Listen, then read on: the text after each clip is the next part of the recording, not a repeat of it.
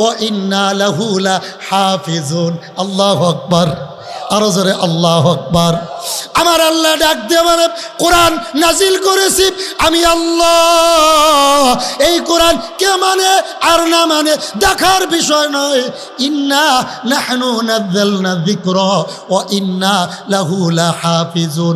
এই কোরআনের হেফাজতের দায়িত্ব আল্লাহ। কার কার কার? জোরে কোন কার? হেফাজতের দায়িত্ব আমার। কে মানে আর কে মানে না এটা দেখার বিষয় নয়।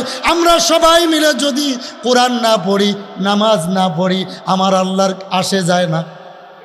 কতক্ষণ কোনো আসে যায়? আমি নামাজ পড়ি, এটা আমার লাভ, ঠিক কিনা জোরে এখন? আপনি নামাজ পড়েন, আপনার লাভ।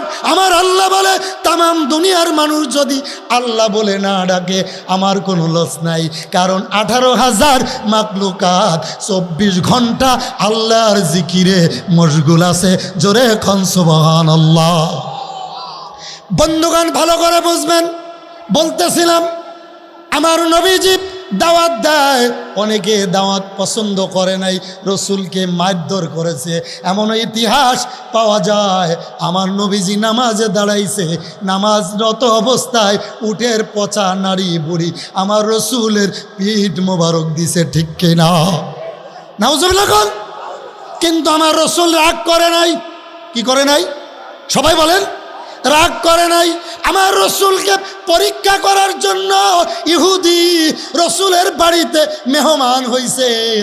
রাতের অন্ধকারে রসুলের ল্যাপখাতা বালিশ যা ছিল পায়খানা করে রাখছে। যদি মুহাম্মদ সত্যি নবী হয়, সত্য নবী হয়, তাহলে আমার পরে রাগ করবে না, আর যদি মিথ্যা নবী হয় আমার পরে রাগ হয়ে যাবে, ঠিক কিনা? সকালবেলা আমার রসুল উঠে দেখে ইহুদি পায়খানা করেছে। এবার আমার রসুল আফসোস করে ডাক দিয়ে কয়, হায় রে, আমার বাড়ির মেহমানটা হয়তো রাত্রে অসুস্থ হয়ে গেছিল, ঠিক কিনা?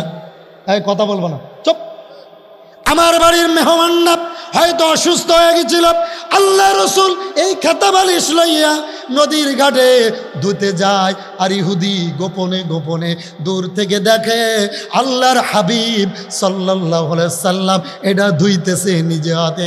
ইহুদি পিছন এসে এবার ডাক দিয়ে বলে, নবী, নবী চিনার জন্য আর দূরে যাওয়া লাগবে না, অপেক্ষা করা লাগবে না, যে রসুল নিজে হাতে ইহুদির পায়খানা পরিষ্কার করে আমি বুঝতে আর বাকি নাই, এইটাই তো আসল নবী। জোরে গণ আল্লাহু আকবার।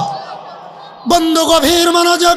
তায়েফের ময়দানে আমার রসুলকে মারতে মারতে রক্তাক্ত করে দিছে। এবার জিবরাইল এসে ডাক দিয়ে বলে, নবী আপনি যদি একবার বলেন তায়েফবাসীদেরকে চাপা কবর দিয়ে দেব। তায়েফবাসীরা আপনাকে মারছে, আল্লাহ আমাকে পাঠাইছে। আমার রসুল চোখের পানি ছেড়ে ডাক দিয়ে কয়, হে ইহুদি, হে জিবরাইল, হে মুসলমানেরা শোনো, হে জিবরাইল শোনো, যাও যাও যাও আল্লাহর কাছে যাও। আমি যদি তাদেরকে বদদুয়া দিয়ে তোমাদেরকে বলি, তোমাকে বলি চাপা কবর দিতে, তাহলে আমি সকালবেলি কালমার দাওয়াত কার কাছে দেব? আল্লাহু আকবার। আমাদের কি চরিত্র, আমাদের কি ব্যবহার। আমি বক্তার চরিত্র দেখে অনেক মুসলমান নামাজ তো দূরের কথা, কই মসজিদেই যাইতাম না, হুজুরের মিজাজ ভালো না। কথা কেন রে? আমার চরিত্র, আমার ব্যবহার দেখে মুসল্লি মসজিদে যায় না। আর আমার রসুলের এমন ব্যবহার ছিল, চরিত্র ছিল, কটু কথা তো দূরের কথা। ইহুদি মারছে আর বলে, ইহুদি রে তুই হাতে ব্যথা পাইছনি? ইহুদি বলে, আপনি যখন আমার হাত ধরে বলছেন ইহুদি তুমি যে আমারে থাপ্পড় দিলা রে ইহুদি, বলো তুমি, বলো তুমি হাতে ব্যথা পাইছনি? ইহুদি ডাক দিয়ে বলে, নবী গো আপনি যে আমার হাতটা ধরেছেন আমার কলজা পর্যন্ত ঠান্ডা হয়ে গেছে। আল্লাহু আকবার। বন্ধু গভীর মনোযোগ। বলতেছিলাম রসুলকে তায়েফের ময়দানে এত মারা মারছে, আর জিবরাইল বলে, নবী গো হুকুম দেন তায়েফবাসীদেরকে চাপা কবর দিয়ে দি। আমার রসুল বলে, না, তারা তো মারছে কিন্তু তারা বোঝে না। সুবহানাল্লাহ কইতেন না? আরো জোরে। তারা যদি জানতো আমি বিশ্ব নবী, নবীদের নবী, আফতাবে নবী, সাইয়্যিদুল নবী, নবীদের নবী, 18,000 মাকলুকাতের নবী, যদি জানতো মারা তো দূরের কথা, আমি রসুলকে সুমাইতে তারা দেরি করতো না। ঠিক কিনা জোরে কোন? আরো জোরে বলেন ঠিক কিনা?